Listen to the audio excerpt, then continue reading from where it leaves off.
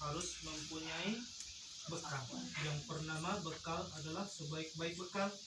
Sebaik-baik bekal adalah takwa. Wattaquni ya ulil albab, bertakwalah kepadaku wahai orang-orang yang berakal.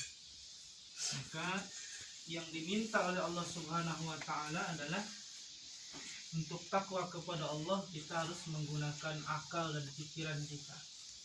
Bukan hanya kita menghabiskan akal dan pikiran kita bagaimana kebahagiaan untuk hanya sesaat saja, atau kita pikirkan dengan pikiran kita, dengan akal kita, bagaimana kita bahagia dengan dunia ini. Bukan hanya itu, tapi yang Allah inginkan adalah menggunakan akal kita, bagaimana kita mampu menundukkan jiwa kita yang terdiri daripada banyak sifat.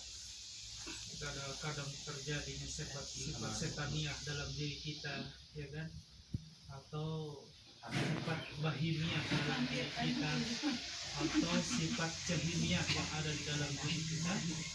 Bagaimana itu sifat-sifat tersebut bisa tidak tumbuh besar di dalam jiwa kita, tetapi tundukkan sifat itu, jiwa itu yang penuh dengan sifat tersebut untuk takwa kepada Allah Subhanahu wa taala.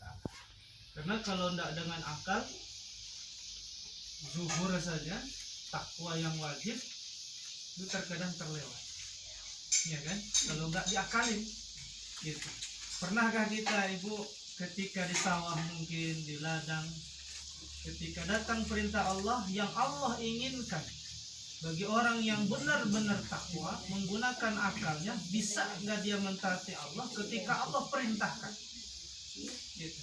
Dan terkadang kalau pikiran kita fokus terhadap bukan untuk taat kepada Allah, contoh untuk bagaimana selesainya kerjaan kita, bagaimana selesai keduniaan kita, maka kita lah. Tidak ada pernah mencoba menurut ambo lah pernah. Makanya ambo mengalami gitu. Jadi manusia itu pengalaman ambo itu lah. Dia fokus terhadap ini.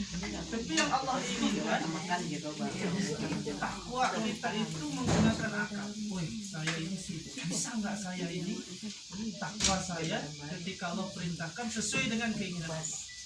Maka kalau dengan akal itu bisa, ya kan? Sedangkan di bagian rancak seragam, asbab dengan akal bisa seperti itu. Yang tidak punya baju bisa punya baju. Bagaimana caranya? Kredit, ya kan? Tawan sih kami di rumah. Mau utang dan apa? Gitu. Beko saya bayinya, wah akalin sen. Jual pucuk ubi dan ngalih pucuk ubi ya. Kok minta ke suami dan masih ada suami, kok minta ke anak dan ada punya anak. Gitu. Itu digunakan akal. Begitu juga dengan Allah Subhanahu wa taala. Kalau kita akal kita tidak latih oleh kita kepada fokus terhadap ketaatan kepada aturan-aturan Allah, maka kita akan ingkar terhadap aturan dan keinginan Allah Subhanahu wa taala. Maka nanti kita tidak akan mempunyai bekal yang cukup ketika gitu. Kalau hanya fokus terhadap hidup yang sementara ini, gitu. Makanya sering orang di mimbar ittaqullaha haqqa tuqatih, gitu. Ya ayyuhalladzina amanu ittaqullaha haqqa tuqatih, beriman bertakwalah kamu kepada Allah haqqa tuqatih, takwa yang benar.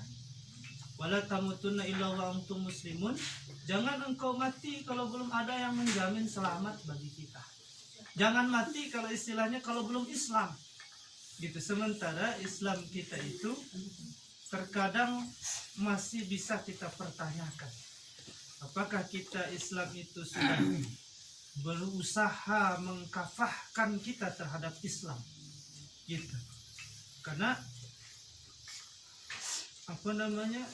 udkhulu fis silmi kafah, masuklah kamu ke dalam Islam itu secara keseluruhan. Maksud keseluruhan itu ada perintah Allah takwa itu yang sesuai dengan nafsu kita, ada takwa kepada Allah itu perintahnya yang tidak sesuai dengan nafsu kita, ya kan? Gitu. Nah, yang paling banyak terkadang bertentangan dengan nafsu kita. Adonan paling bare itu memaafkan orang yang menyakiti kita. Ya, bare kan. Padahal itu takwa yang tak sesuai dengan nafsu diperintahkan ya Allah Subhanahu wa taala. Sauna bare. Wal qaziminal ghaiz kata Allah. Orang yang mampu menahan emosinya. Wal afina 'anil nas, dan dia memaafkan kesalahan manusia. Kalau kita memaafkan berarti bukan kita yang salah. Orang yang salah kepada kita, lalu kita maafkan kesalahannya, itu berat kira-kira. Iya. Ibu, terkadang kalau basuo jo urang no, jo urang nan menyakiti hati kita go.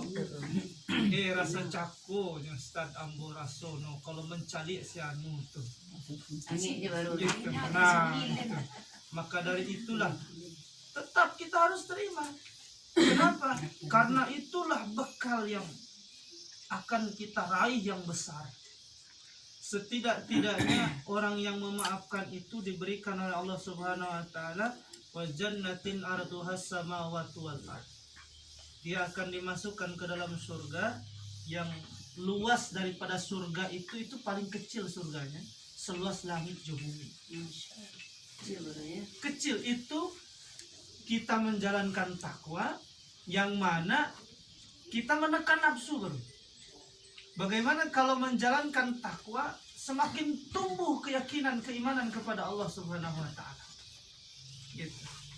Kalau tumbuh keyakinan keimanan kepada Allah Subhanahu wa taala, segala sesuatu yang kita kerjakan maka kita akan mengikuti keinginan Allah.